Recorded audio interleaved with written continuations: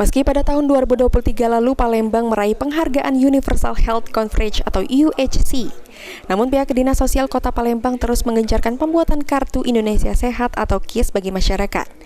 Salah satunya melalui gerakan jemput bola di Kecamatan Seberang Ulu 1, Palembang.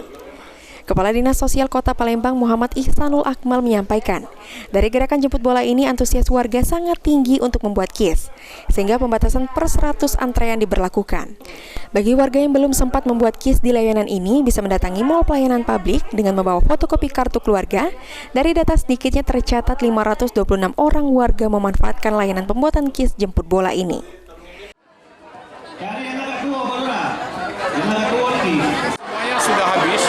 Dan kita mungkin akan memprediksi ini akan lebih banyak lagi. Jadi hanya 100 untuk sementara, setelah itu kita buka lagi, dan kita belum tahu berapa total seluruhnya. Ini sampai hari ini aja Pak? Sampai hari ini. Kalau harapan kita Pak mungkin dengan antusiasme tinggi warga ini gimana? Ya, kalau kita tidak ada di lapangan, kita setiap hari hadir di Mall Pelayanan Publik.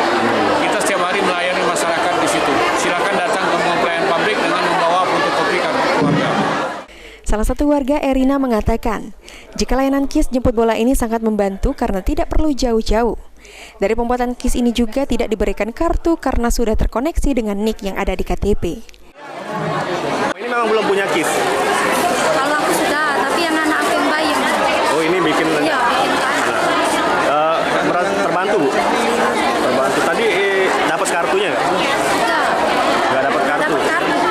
Emang dari petugas ngomong nggak dapat kartu? Iya, katanya langsung bawa KKW kalau nggak berobat.